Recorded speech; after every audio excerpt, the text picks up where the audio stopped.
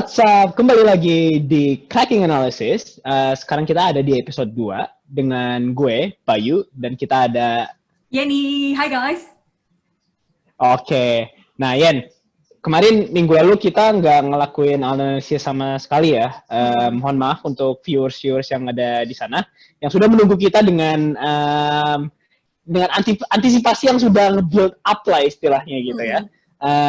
Dan kita hari Minggu ini kita akan nganalisis beberapa game, yaitu ada Gold Coast St. Kilda, ada apa lagi ya? 2 game yang lain? Ada Melbourne Adelaide, terus dan kita satu nanti lagi tutup sama Collingwood Sydney Swans. Iya, yang belum tahu nih ya, gue sendiri itu gue dulu backing atau support Collingwood. Tapi karena Collingwood gitu-gitu aja, gue pindah ke tim lain gitu. Istilahnya tuh kayak apa sih, kapal yang udah tenggelam gitu, udah kayak Titanic. Wah, itu ada ibu-ibu sama bapak-bapak ke kapal yang lain, jadi gue pindah ke kapal yang lain gitu. Dan obviously timnya itu lebih jago. Get up. What's a better way to describe Hawthorn's aging squad rather than sinking ship? Kalau menurut gue ya, age itu subjektif sih, Ian. Kalau gue ya, itu mendeskripsikannya aging squad itu sebagai golden generation gitu. Karena wisdomnya mereka udah mantep, experience-nya mereka udah mantep. Cuma ya biarpun slow sedikit nggak masalah lah. Yang penting kan slow but sure gitu, alon-alon but kelakon gitu kan. Bener nggak? Amen, surely. Oke. Daripada kita ngobrol terus, lebih baik kita langsung ke game aja. Kita punya Gold Coast sama St. Kilda. St. Kilda. Yep. Iya. Yan, gini, lo sebagai Melbourne Demons kan, supporters, lo ngerti lah apa itu artinya suffering kan. Lo ngerti apa itu artinya istilahnya misery gitu. Dan di 2 tim ini, menurut gue ya, sebagai perspektif Hawthorn supporter itu kayak ya golden years-nya kita udah ketinggalan sih 3, 4, 5 tahun yang lalu. Cuma ini 2 tim udah mulai naik. Ini 2 tim kayak Gold Coast sudah mulai rebuildingnya development-nya juga udah bagus, St. Kilda juga developing-nya juga udah bagus. Yep. Menurut lu gimana nih 2 game ini, gimana ya sebagai perspektif orang Indonesia tuh kayak gimana? Dari yang lu lihat dari 2 game ini. Neutral fan ya. I really enjoyed that game. Lumayan close game ya. Maksudnya both teams sangat dynamic, terus mereka saling attacking, terus skill levelnya juga sangat tinggi, dan banyak hal yang menarik di game itu. Misalnya Dan Butler with his 4 goals, making him one of the records of the year. Dan dari game itu kayaknya banyak juga yang itu ya, yang proposing bahwa he needs to be in Australian. Ya, gue setuju sih, karena untuk viewers di sana, All Australian itu adalah All Australian squad adalah consist atau yang isinya itu benar-benar pemain-pemain yang udah jago-jago banget, yang udah dinominasikan sebagai pemain Australia Rules Football terbaik. Yep. Gitu, itu adalah All Australian. Dan Dan Butler kemarin ya seperti yang dibilang, 4 gol lawan Gold Coast ini nggak cuman fluke doang ya, atau cuman kalau misalnya fluke itu kayak cuman beruntung aja, enggak gitu, karena Dan Butler formnya juga udah konsisten banget, dan dia menunjukkan kembali bahwa biarpun dia forward yang bisa dibilang physically dia itu kecil, tapi formnya dia bagus. Iya gitu. Dan kita juga ngomongin tentang Gold Coast sama St. Kilda nih, Isaac Rankine. I mean, dia first year player, tapi skill dan ability-nya itu bagus banget. Menurut lu gimana, Yan? Kalau misalnya dia di Melbourne, lu bakalan gimana ya gitu? Kayak lu lebih baik mending punya Clayton Oliver atau Isaac Rankine? Well, you can't choose either. Kalau boleh dua-duanya ya. Ya enggak lah, saat kan gue bilang Clayton Oliver atau Isaac Rankine. Both. Ya udah, both boleh. Kenapa? Kenapa? Tapi Kenapa Isaac Rankin? Tapi Rankin influence-nya di Gold Coast memang luar biasa ya. Maksudnya dulu di awal-awal kan kayaknya Matt Rowell yang bakal naik banget, tapi ternyata dia langsung cedera. Dan habis itu Rankin langsung step up. Dia menggantikan influence Matt Rowell yang sangat besar di match-match awalnya Gold Coast. Not to mention that mark that he took, that specky that he took on Steel. I think it got nominated as Mark of the Year. I think he's gonna win Mark of the Year anyway. So I think a lot of people has already been biased on that. So it's a good mark. Marknya bagus banget, speknya bagus banget. Dan itu mungkin salah satu highlightnya di mana si Gold Coast ini membuat statement ya. Ngomongin tentang statement nih. Menurut gue ya, Gold Coast ini kalau misalnya dibilang gini, gue kasih analogi deh. Kayak anak SMP yang suka satu sama lain, tapi yang cowoknya ditolak sama cewek. Sakit banget. Gitu kan. Dia sakit banget. Kenapa sakit? Karena ABG cinta monyet gitu kan. Jadi yaudah kita temenan aja gitu. Padahal Gold Coast ini tahu loh. Throughout the quarter, throughout the match. Dia tahu dia bakal lawan St. Kilda. St. Kilda posisinya bagus. Dia punya form. Tapi Gold Coast juga dia itu dengan squad-squadnya yang muda dan juga ada Jared Woods di Ruckman sebagai captain juga. They had ability, but they sort of have doubted themselves in some of the quarters, and they knew that they could have win. They knew that if they win, they would make the top 8 a bit more easier. Dan ngomongin tentang top 8 juga, mereka pun juga tahu. Dan ronde ke depan kan mereka bakalan bye ronde 11 kan. Ronde 12 mereka lawan Richmond. Ronde 13 mereka lawan Carlton. Dan Carlton pun sekarang juga formnya udah mulai konsisten. Formnya nggak naik turun. Kayak salah satu supporter kita ada ya di Krakatau namanya Darcy. Darcy itu wah hebat banget. Dia advokat untuk Carlton banget sih.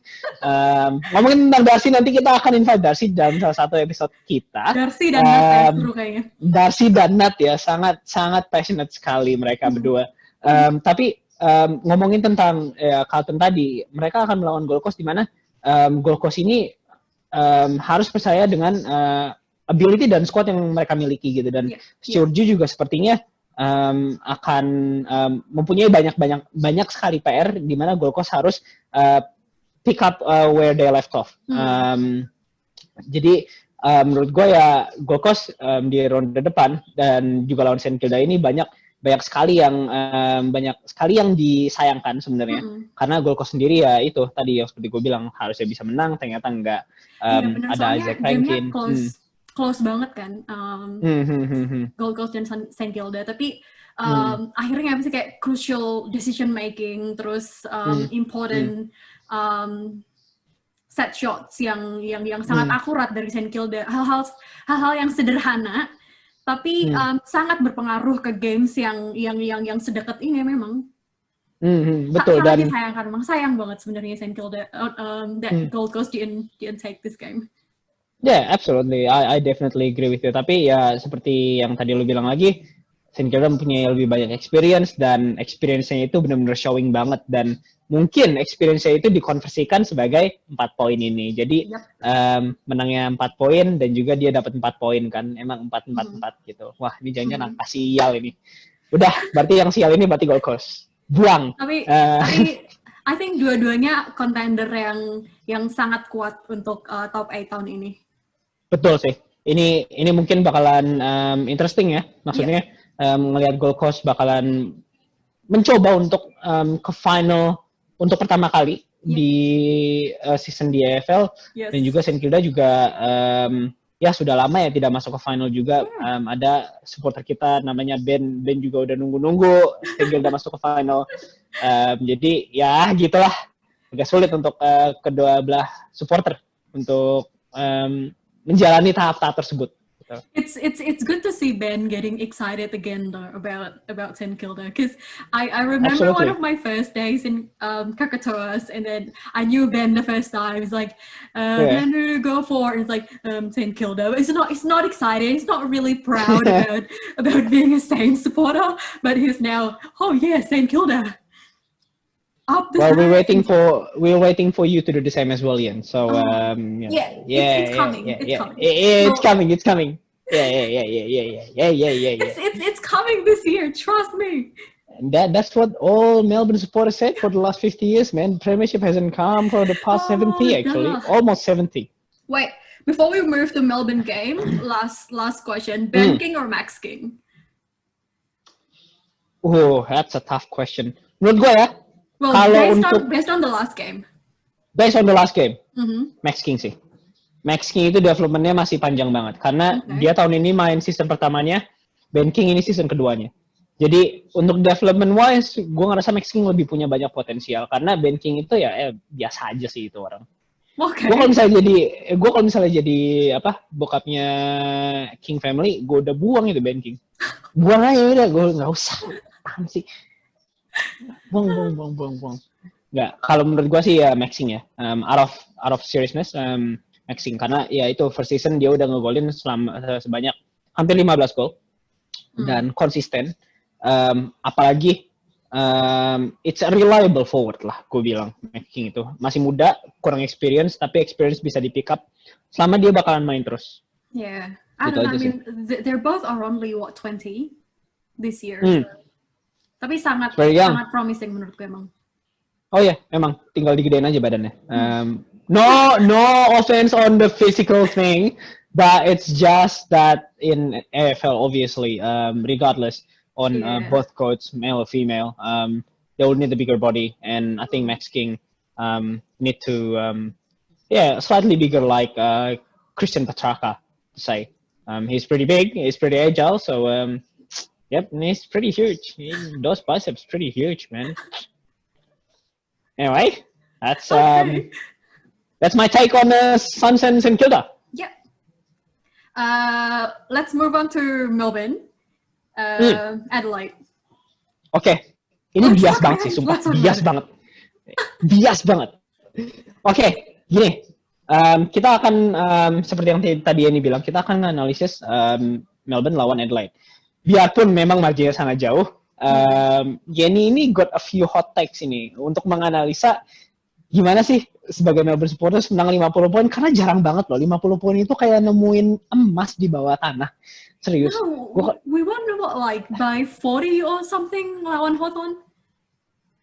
What are you talking about? What are we talking about? What are you talking about? What are you talking about? What are you talking about? Anyway, so 50 point. Yen, what is your take on Melbourne lawan Adelaide? Nah, it's an okay game. It's only Adelaide.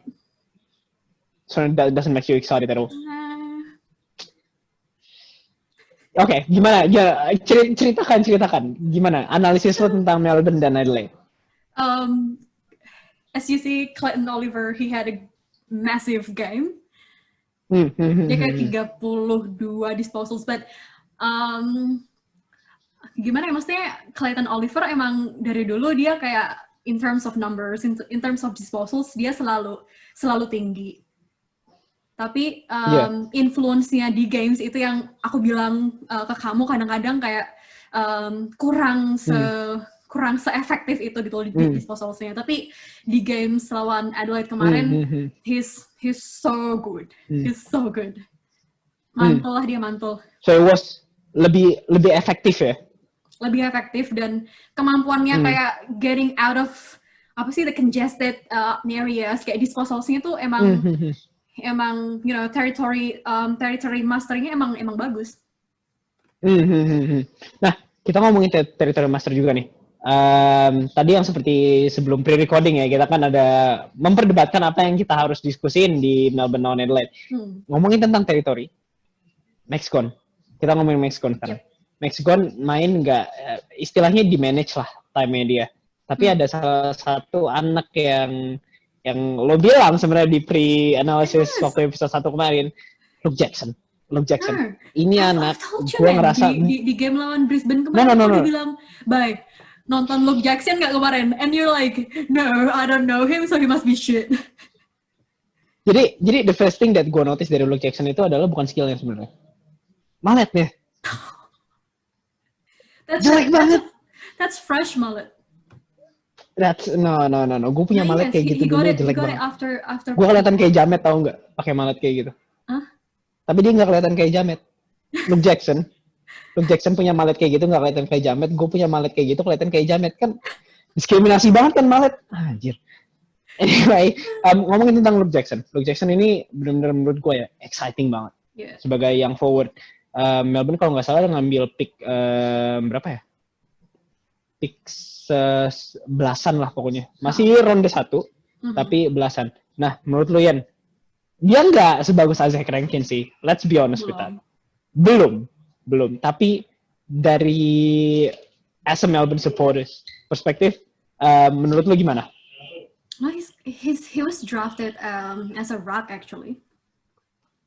Jadi I know, he's drafted as a rock. That's 100% sure. Tapi jadi kalau punya dia keren, sebenarnya nggak fair juga sih. Ya, tapi kan Rankin kan bisa main di mana aja. Tapi ya dia lumayan versatile. I mean, he's tall. Jadi kadang-kadang gantian sama not really gantian. Maksudnya that's another option selain the Mandul Sam Weideman. Well, Sam Weideman had a great night.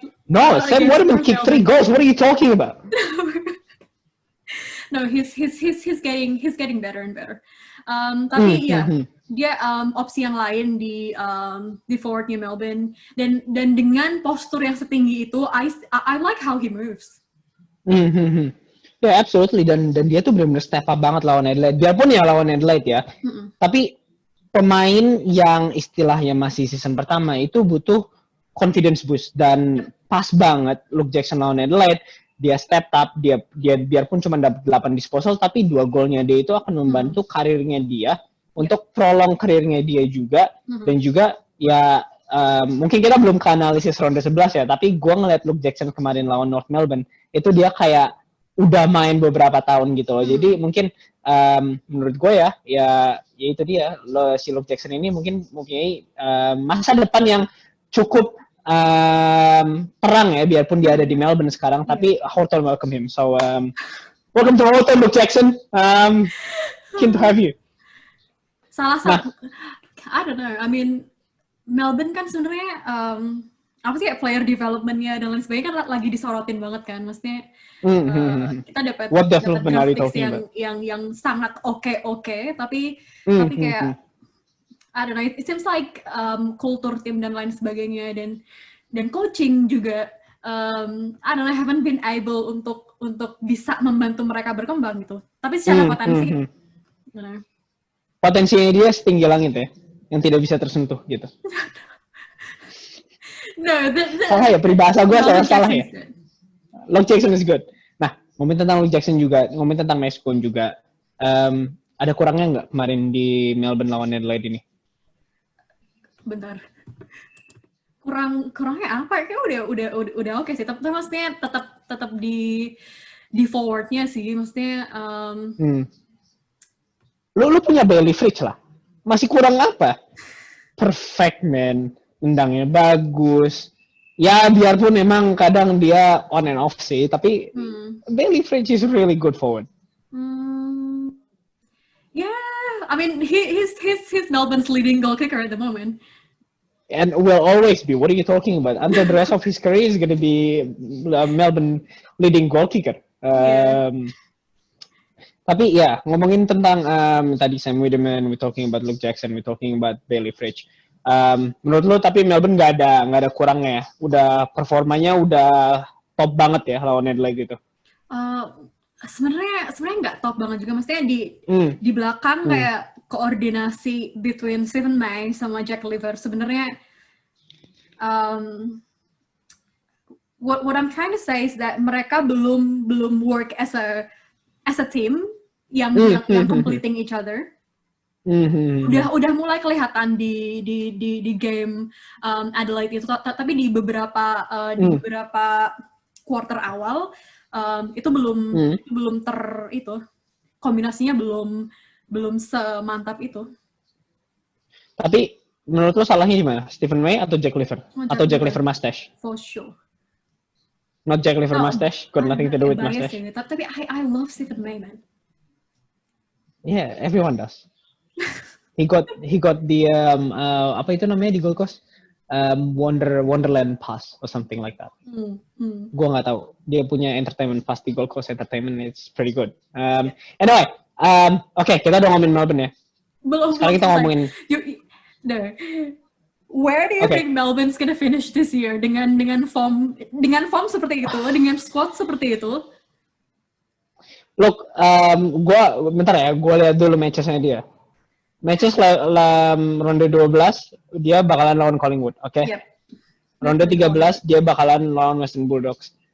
Ini lawan Western Bulldogs kayak kita harus invite Mas Haryo nih di sini. Iya. Karena bakal interesting banget.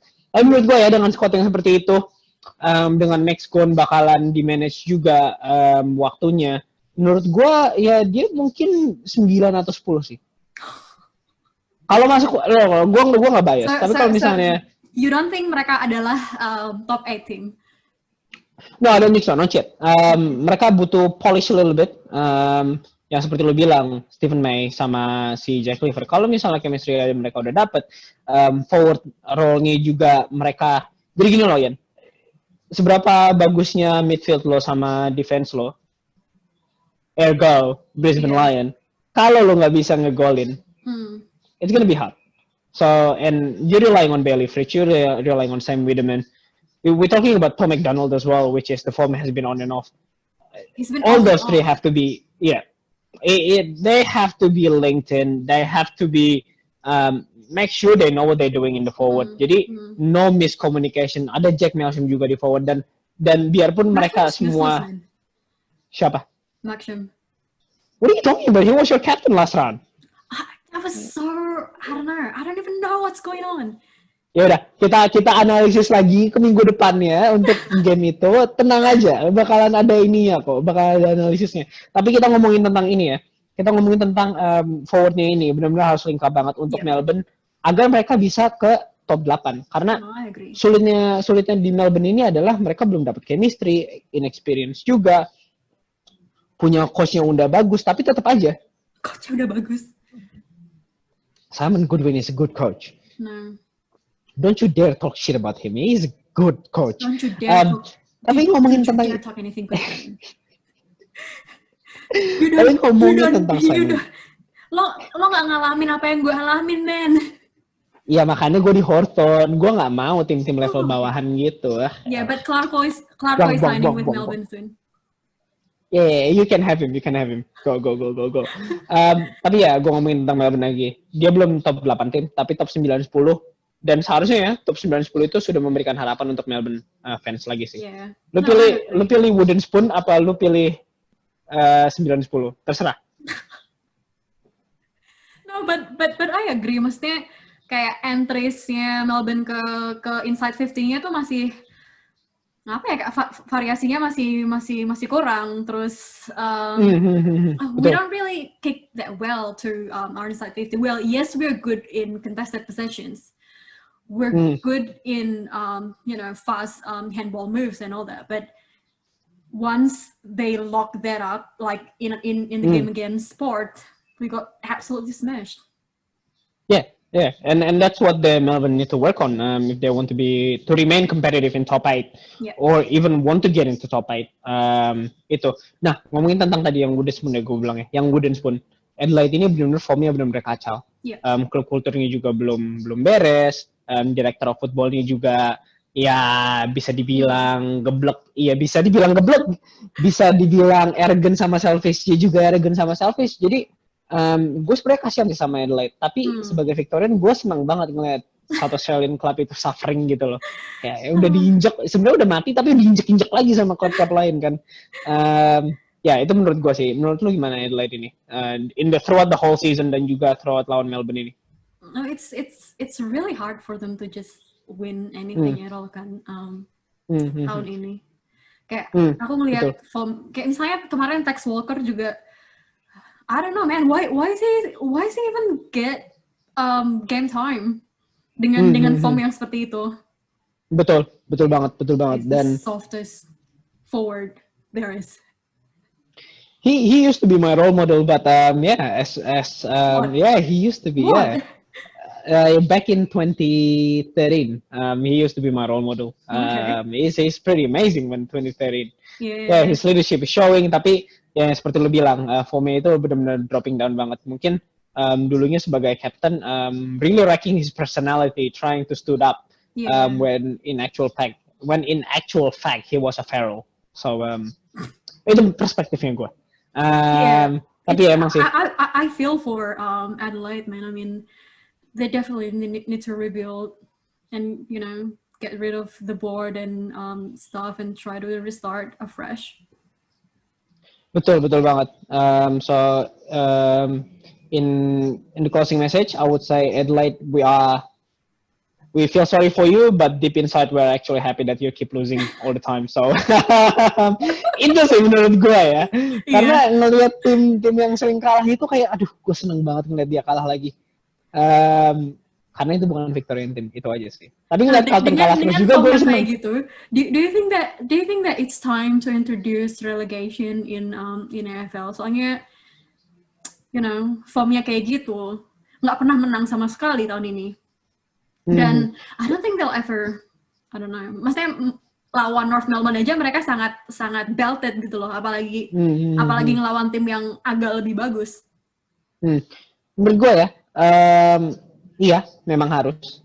Tapi kalau misalnya kita harus bikin relegation system, draft pick sistemnya juga harus dibubarkan juga. Iya. Karena dengan stadium kita ya lumayan besar ya, maksudnya ada Optus Stadium, ada MCG juga, biarpun revenue-nya masih di-split, income-nya untuk AFL dan untuk Australia itu kurang. Dan menurut gue ini, kalau misalnya ada klub seperti Collingwood, seperti Hawthorn, seperti Geelong, mereka bisa capitalize transfer system ini karena mereka mempunyai reserve uang atau reserve finance that lumayan kuat gitu. Mungkin kalau kayak tim, iya, dan kalau mungkin kayak Gold Coast dan Melbourne juga mungkin akan struggling untuk kalau misalnya transfer sistemnya di revamp gitu lah. Tapi menurut gue setuju banget kalau misalnya bakal ada relegation gitu, karena gue bakal ngeliat Adelaide itu pasti bakalan balik lagi ke local league-nya mereka. Nggak bakalan AFL lagi, udah hanyut gitu. Itu sih, itu menurut gue. Speaking of relegation ya this year. Maksudnya speaking of relegation this year, salah satu kandidat mungkin Sydney Swans. Kita sekarang ngobrolin Sydney Swans versus Collingwood. Oke, yep. Ngobrolin sang mantan, Bay. Gimana mantan apa kabar? Aduh, nggak tahu, gue nggak peduli. Bilangnya nggak peduli padahal di stalking. Aduh, gimana sih? Ya, gimana ya? Ngelihat Collingwood lawan Sydney Swans kemarin, gue sebenarnya agak gusar sih. Gusar banget gue ngelihat Collingwood. Kayak nggak, gimana ya? Ngelihat mantan gini loh. Gue kasih analogi aja. Ngelihat mantan kejebur di empang atau kejebur di got itu gue bakalan seneng banget, dan gue pengen ngelihat Collingwood itu kejebur ke got gitu loh. Masalahnya kemarin Sydney Swans nggak bisa, apa namanya ya? Bukan ngejungkir balikin, kayak apa sih namanya? Ya di sliding gitu loh mantannya gue. Bisa nggak sih di sliding aja gitu. Dan ternyata Sydney Swans juga belum bisa capitalize, di mana yang gue lihat kemarin Collingwood itu mainnya acak-acakan. Biarpun mereka dominan banget, tapi mereka acak-acakan. Will Hoskin-Elliott injured di first quarter, terus re-injured again in the second quarter. Dari situ Collingwood udah down 1. Tetap dominan. In the second quarter, Sydney Swans sudah mulai balik. Mereka konsisten banget, mereka scoring goalnya juga to the point banget, dimana Collingwood itu selalu missing. Sydney Swans able to get the goal, and in actual fact I think it was in halftime mereka itu skornya adalah 5-0, dan itu sulit banget untuk any AFL club to be that accurate in throughout the halftime ya. Tapi ya gitu sih, melihat Sydney Swans confidence-nya juga udah mulai meningkat. Collingwood juga nggak bisa menghasilkan hasil yang mereka inginkan. Sydney Swans balik lagi di quarter ketiga. Sydney Swans mulai fighting balik lagi. Dan Collingwood pun juga mulai capek kan, di mana Will Hoskin-Elliott-nya udah out, masih ada 3 interchanges. Tapi yang menurut gue yang paling bagus banget itu in the fourth quarter sih. The fourth quarter itu udah Sydney Swans sudah dominating, Sydney Swans udah kelihatan banget Collingwood itu capek banget loh, Yan. Kenapa? Karena di ronde 9 Collingwood itu main hari Minggu. Oh iya, benar. Sydney Swans waktu itu kalau nggak salah ya, ronde 9 itu Sydney Swans main hari Sabtu. Walaupun perbedaannya cuma 1 hari, tapi Sydney Swans itu mereka stay di Sydney gitu loh. Dimana si Collingwood ini mereka harus mainnya di Perth gitu kan. Ya, dan mereka mainnya mereka digabak kan. Perth ke Queensland itu kayak setengah jalan ke Indonesia, men. Udah tinggal cebur ke Atlantic Ocean, udahlah mendingan lu swimming aja ke Indonesia kan gitu. Cuma ya itu dia 4 jam traveling, 2 jam di airport juga, itu bakalan capek banget dan you know physically they fatigue and that was just showing in the fourth quarter, di mana yang tadi gue bilang Sydney Swans sudah dominating banget, tinggal scoring, tapi unfortunately boots-nya salah satu young midfielder di Swan bukan terbuat dari plastik namun dari metal yang nasty bisa ngekat rumput gitu ya. Nasty incident banget untuk Isaac Quaynor. Dimana yang this young kid Isaac Quaynor dia talented banget. Pas gue kalau istilahnya kalau misalnya gue punya mantan, dia itu udah mantep banget deh gitu, achievementnya banyak apa segala macem. Tapi ngelihat dia injured, gue kasihan juga gitu. Pengen sih ngebuburin dia, tapi nggak, sebenarnya aturan boots di AFL tuh gimana sih, Bay? Maksudnya dia statusnya emang harus itu ya, non-metal ya? Ya, harusnya sih non-metal kan, dan it has to be deemed safe. Jadi gini loh, Yan, di junior footy itu, di local grassroots footy itu, boots itu selalu dicek sama wasit, Yan, sebelum pertandingan dimulai, gitu. Dicek, ini bootnya compliance nggak nih, bisa nggak nih, kalau misalnya lo nginjak orang lain sakit nggak nih, gitu. Tapi gimana kalau AFL kan semuanya udah standar, profesional, lo pakai sarung tangan aja harus approved by AFL, gitu. Tapi AFL di sini mungkin nggak memperhatikan boots-nya gitu loh, karena mereka ya, player udah punya personal sponsor dan lain-lain. Jadi mungkin AFL juga udah safely assume bahwa boots-nya itu udah compliant, dan ngomongin tentang compliant ya seperti yang tadi lo bilang tadi. Harus jangan terbuat dari metal. Terus di mana statnya itu tidak terlalu heavy lah istilahnya gitu. Karena kalau misalnya heavy terus lu nginjak misalnya player, itu bakalan sakit banget dan itu akan membuat injured. Dan seperti yang di Quaynor tadi, Quaynor itu 20 cm loh. Itu lu bisa masuk ke Narnia kalau misalnya lu ngelihat Quaynor. Serius, itu gede banget, men. Gila. Dan itu sih. Tapi ya, yang seperti yang tadi kita bahas tadi, Sydney Swans itu sebenarnya bisa menang. Cuma, unfortunately, they couldn't get it over the line. Dan golnya si Josh Dacos juga bagus banget. Bagus banget. Gila. Yep. Bokapnya jago main footy, anaknya juga jago main footy. Nanti dia punya anak lagi, ya mungkin dia jago ngamen. Gua nggak tahu ya. Gue nggak tahu, mungkin dia jago footy juga. Kalau lagi dia main di Krakatoas, Bay. Nah, itu dia, Krakatoas, welcome. You know, all the Dacos family, welcome to Krakatoas. Tapi ya, gue ngomongin tentang Sydney Swans itu, wah, itu benar-benar sih. Karena gue ngetip Sydney Swans juga. Harusnya gue leading by 3 tips di Krakatoas tipping. Tapi, jadi unfortunately, FYI ya, Bayu saking sakit hatinya sama mantan, dia bela-belain ngetip Sydney Swans, padahal kayaknya dia tahu kalau Sydney Swans bakal kalah.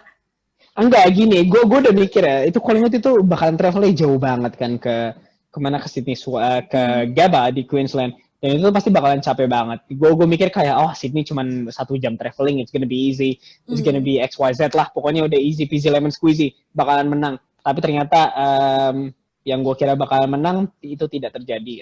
Collingwood punya banyak talented, mereka punya ability, mereka punya experience, and that's what get them over the line. And unfortunately for Sydney Swans, they have to wait for another week for a win.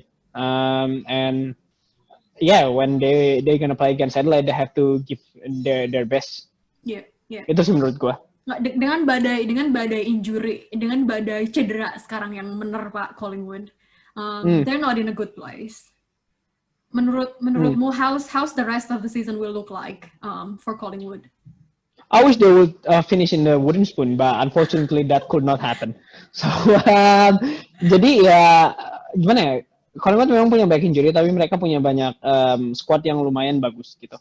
Jadi mungkin mereka bakalan oke. Kalau misalnya mereka masuk top 8 pun mereka bakalan in the barest margin of top 8.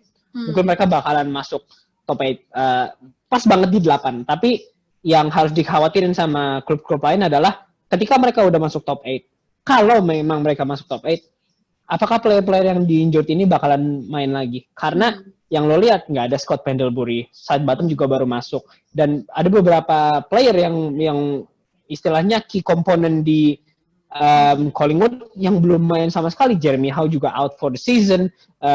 Terusnya si siapa ya namanya itu? Aduh gue lupa. Travis Falco udah main lagi. Terus juga Tim Broomhead juga main lagi. Jadi yeah, they have some certain ability. It's just a matter of how they execute it on weekly basis.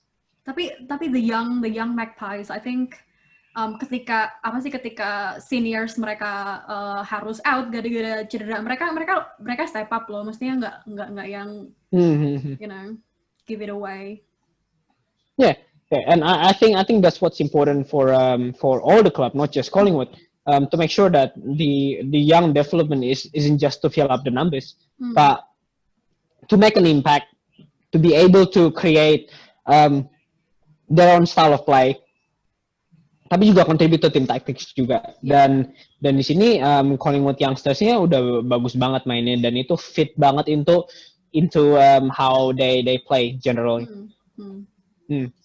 Oke, itu analisis dari gue. Untuk semuanya, itu analisis kita untuk di ronde 10 ini.